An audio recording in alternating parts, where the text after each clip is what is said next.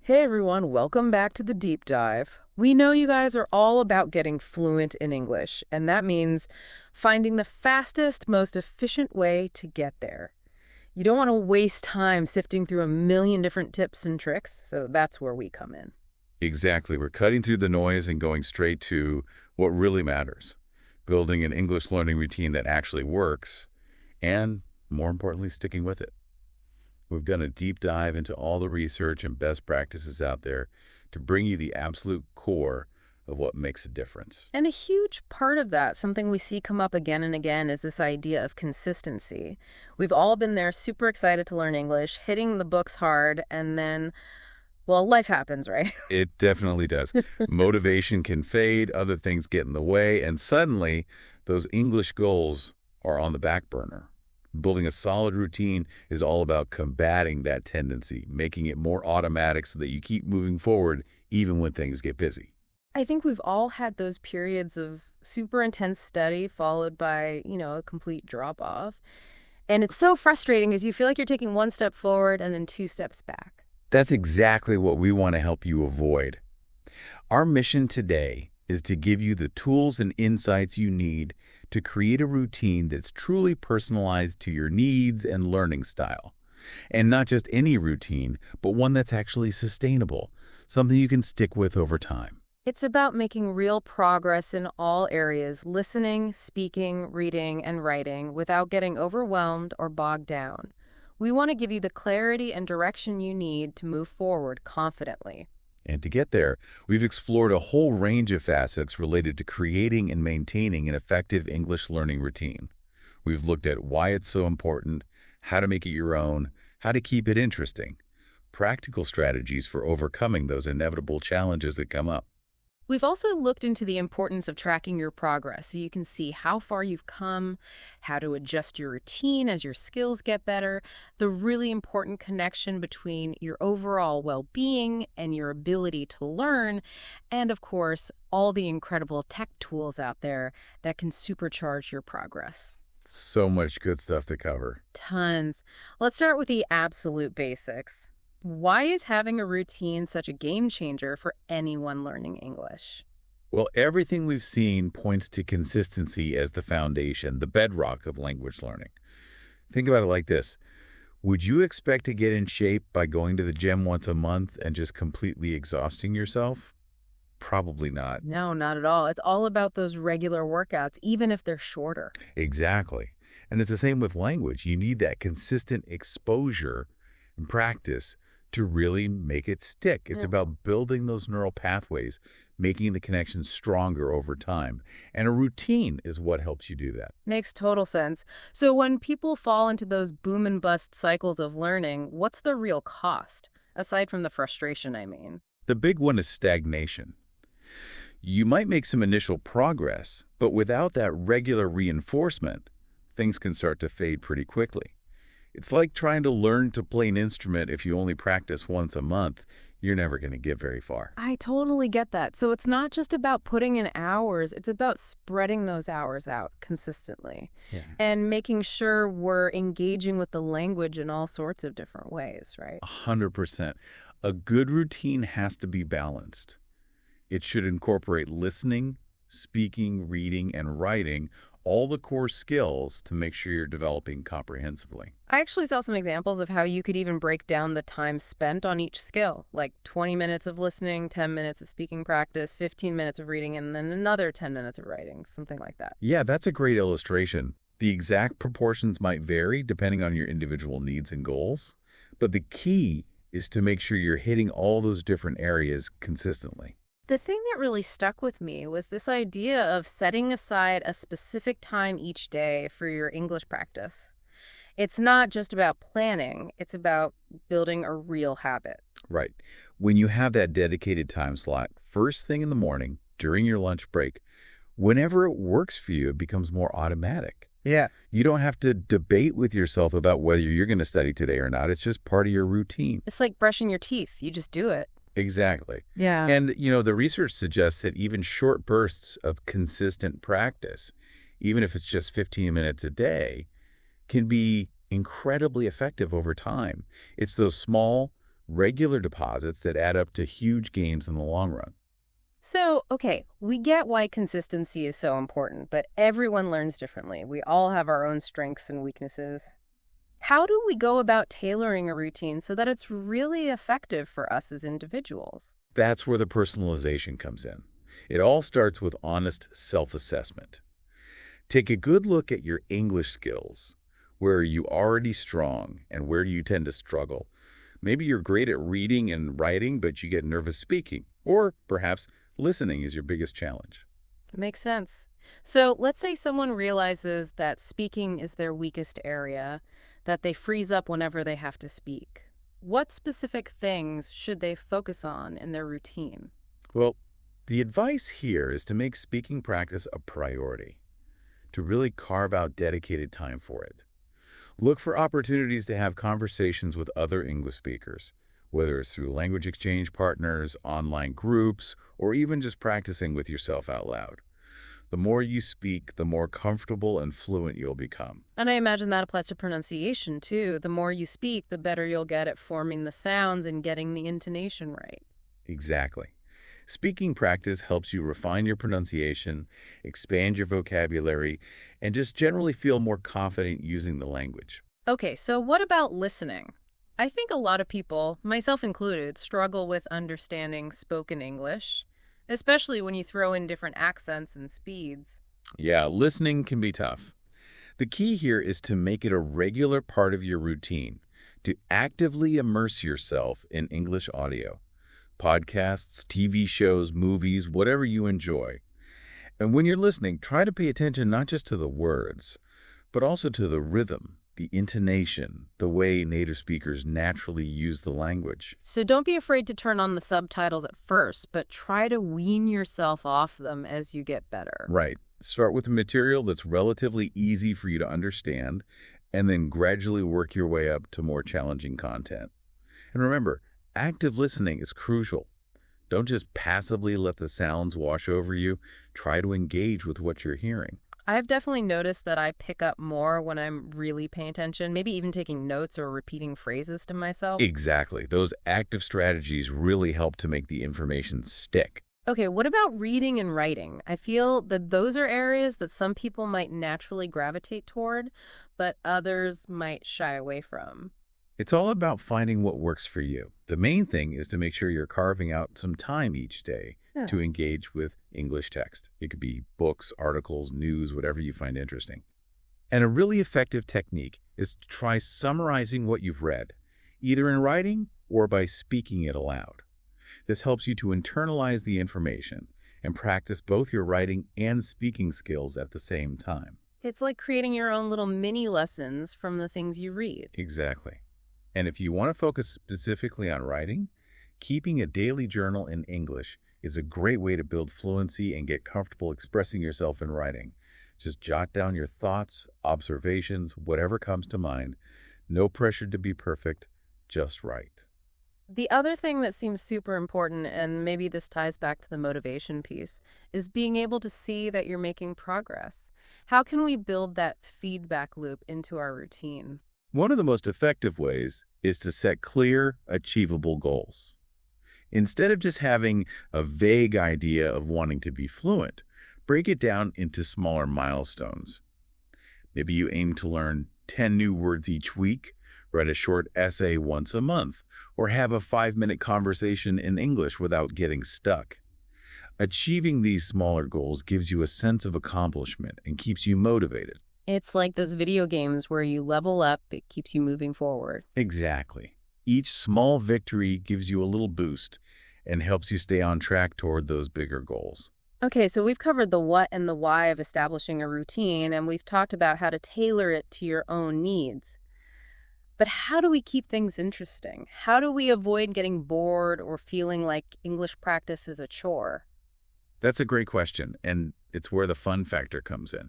You have to make sure you're incorporating activities that you genuinely enjoy, things that make you excited to learn. If your routine feels like a drag, you're not going to stick with it. So give us some concrete examples. How can we inject some fun into our English learning? One of the best ways is to leverage entertainment. Watch your favorite TV shows, movies, or YouTube channels in English. It's a fantastic way to expose yourself to natural language in a context that you find enjoyable.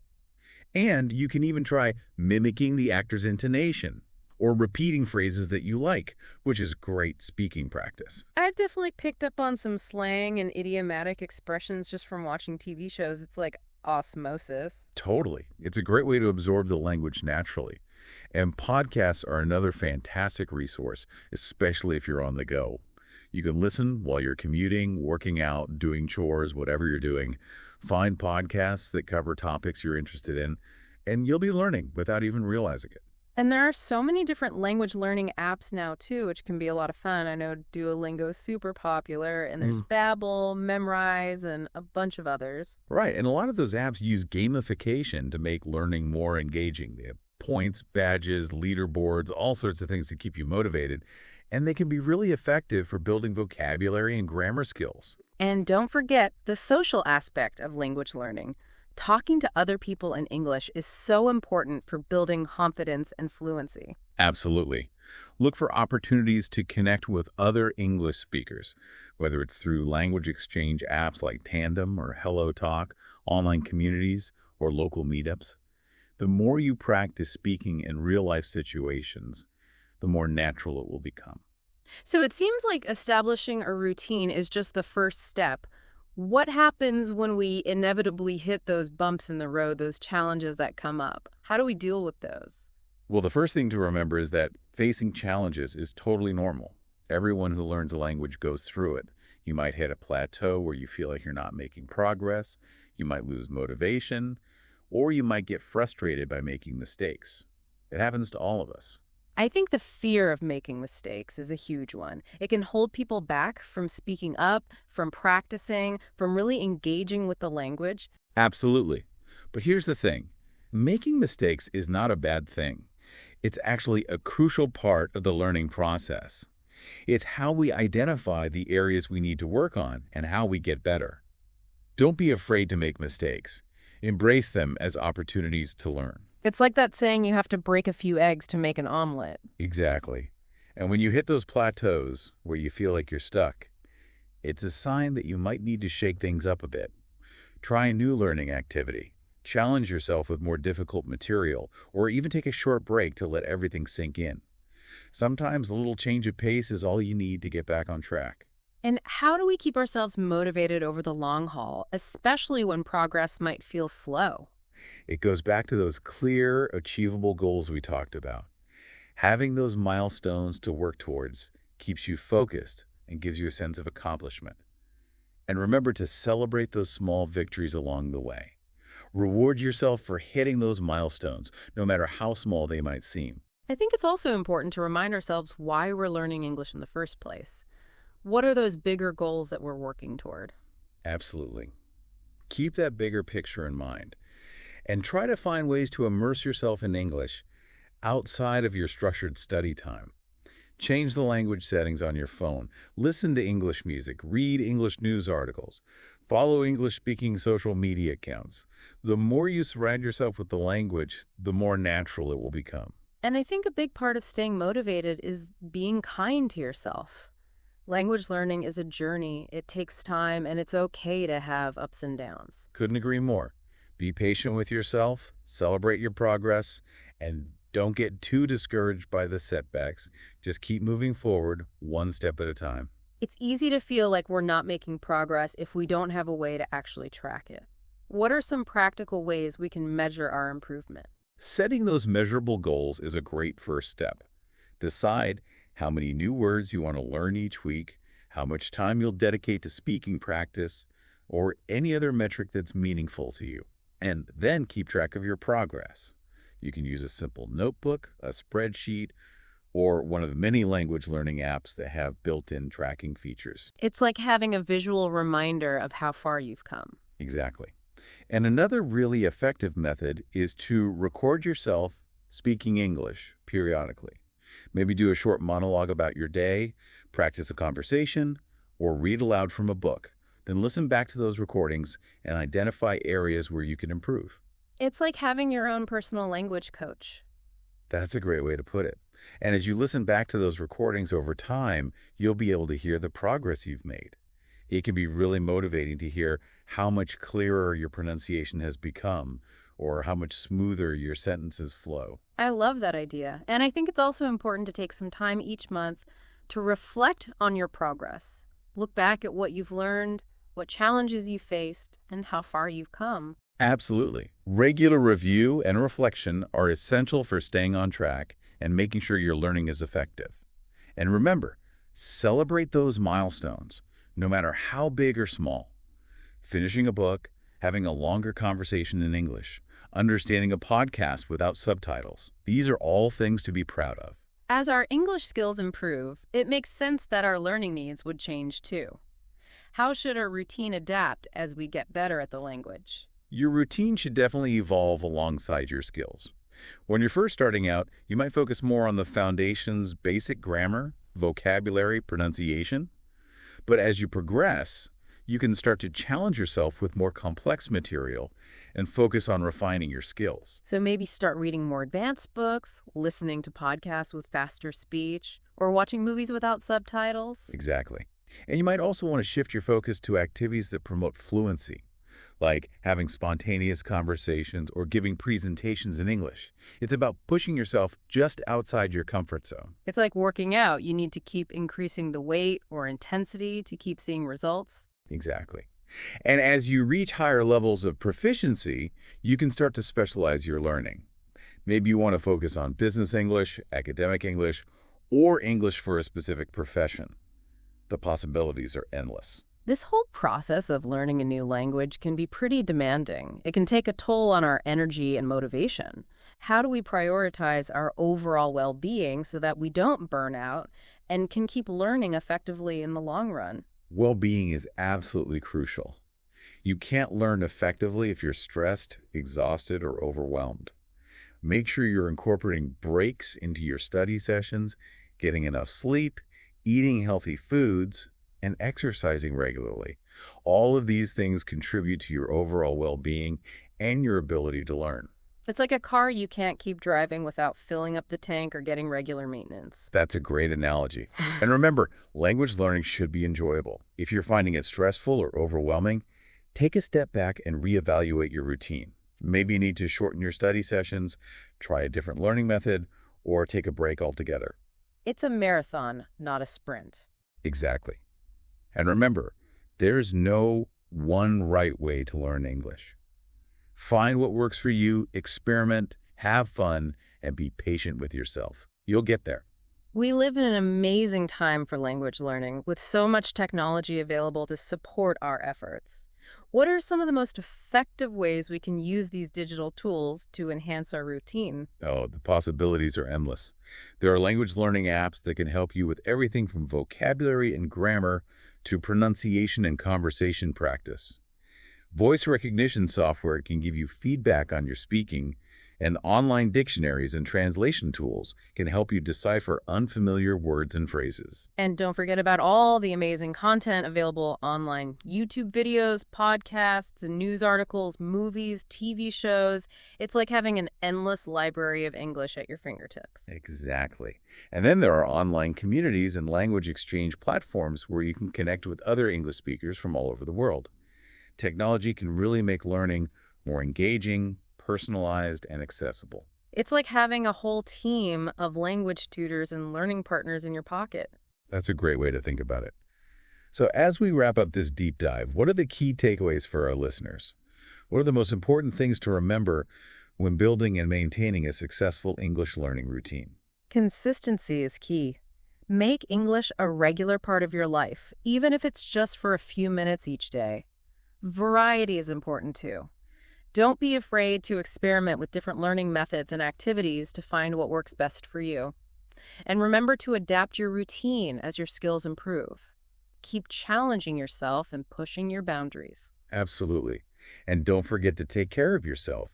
Get enough sleep, exercise, eat well, and manage your stress. A healthy body and mind are essential for effective learning. Track your progress, celebrate your achievements, and be patient with yourself. It takes time and effort to become fluent in a new language, but it's an incredibly rewarding journey. It truly is. And it's a journey that opens up a world of opportunities for personal growth, for connecting with different cultures, for expanding your horizons in countless ways. So embrace the challenge, enjoy the process, and never stop learning. Excellent advice. Thanks for joining us today on The Deep Dive. We'll see you next time. Thank you. See you then.